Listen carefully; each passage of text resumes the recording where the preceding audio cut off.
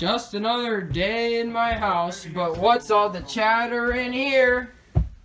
Welcome to Canada! Whoa, there's Canadians in my house. Oh my gosh.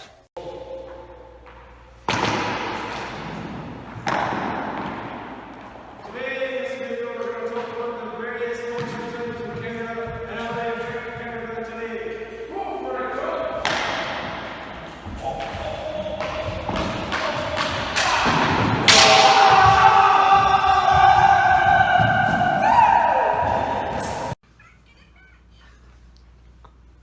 The three main cultural types of Canada are British, France, oui, Inuit.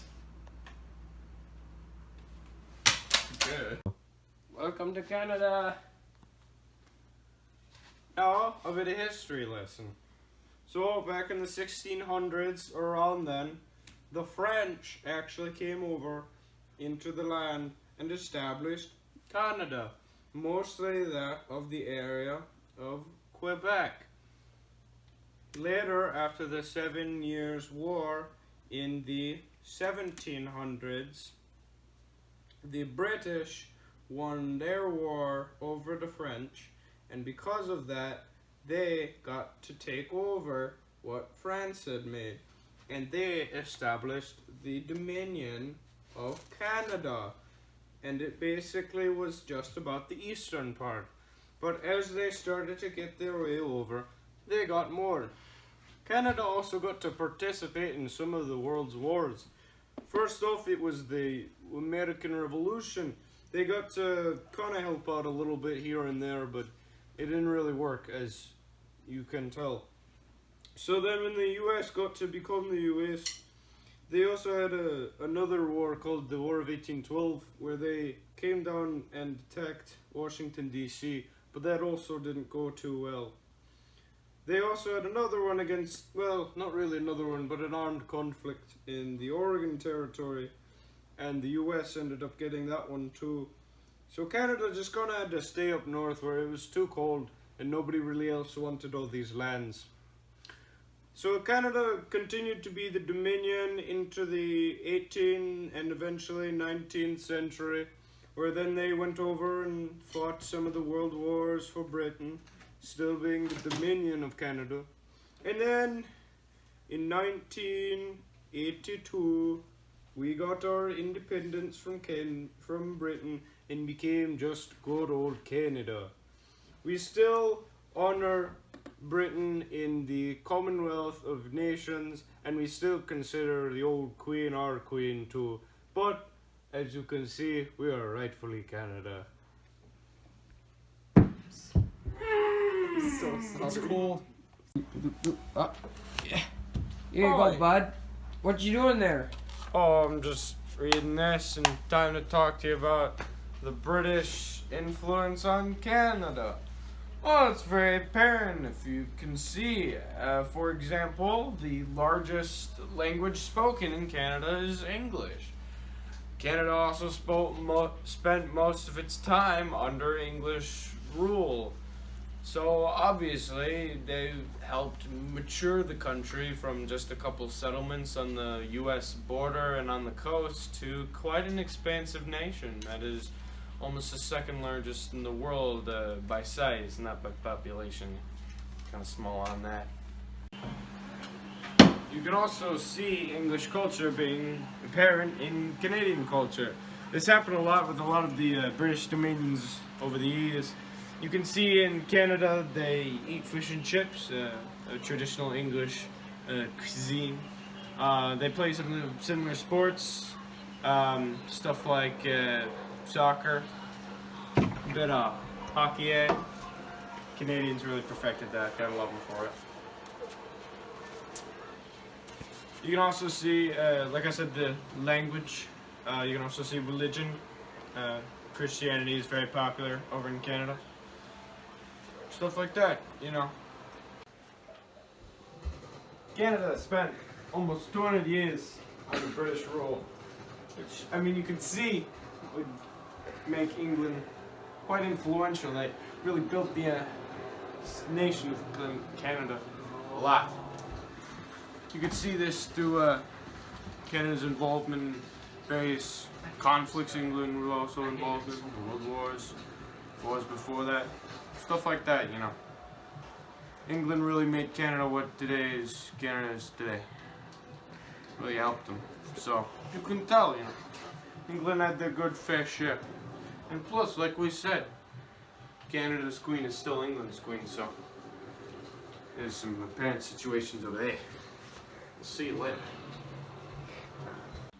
Oh, gotta go get my clothes. Hey, what are you doing in here? Oh my. Hey kids, you're in geography class. That's a fact. You want to know another fact? France was the first European country to successfully colonize Canada in 1608. Originally known as New France, it would become the new industrial area of the French Empire. Or just coming in here. Hey, what's up guys? It's John here. Alright, want to come see this cool thing? Yeah. We're talking about Canada, right? You know who settled Canada? France settled Canada. But you know who had troubles with that? England had troubles with that. And so they clashed. But you know what? France was cool. They were like, hey, Native Americans, let's make trade and diplomatic relations. And Britain's like, heck no, we're not doing that. But France is like, yes. But to make things easier, France is like, become Christians, natives. We're going to make you Christians, and it's going to be a good country. Yes.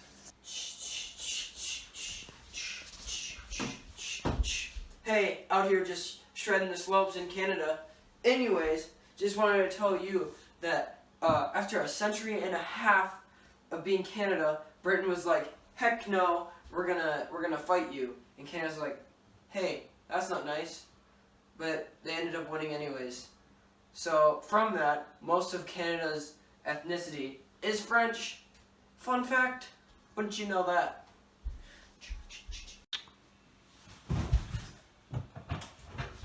Hello. Fun fact. 1/4 of Canadians' population is French. And you know who else is French? Me. And you know what else that means? I'm French Canadian. You know what that means? That means I know what I'm talking about, alright? Canada, good place, you know. America, good place. But Canada, better place. We're about to go see the wild salmon's natural habitat. Sleeping. Slacking off. Doing nothing. Sam, so what were the Inuit people?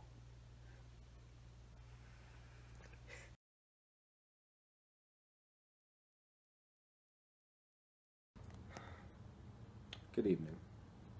About 1,000 years ago, the Inuits came over from northern Alaska to northern Canada and parts of Greenland.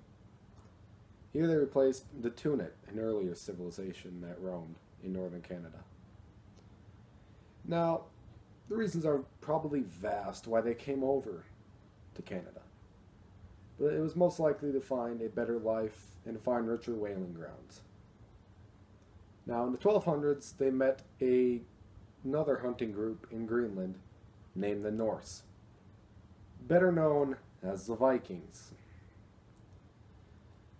But in the 1400s, the Norse died out, most likely because of the cold climate that they were in. Canada's pretty cold, so the Norse had an inability to adapt. This left Inuit as the only civilization left in northern Canada, the only hunting group in northern Canada. When the Inuits first met European settlers, most Europeans did not have much respect for them, did not think that they could learn anything from the Inuits. But they did trade iron for the Inuits' goods, which helped the Inuits with their weapons.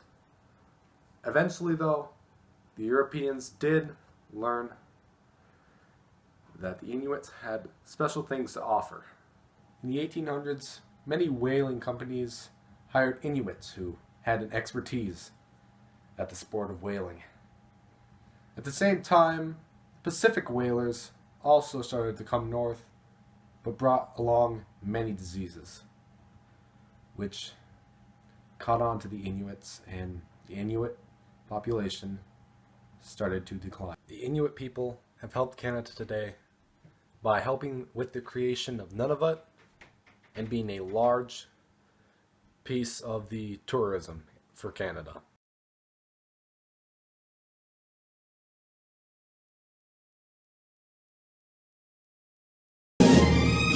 Whoa!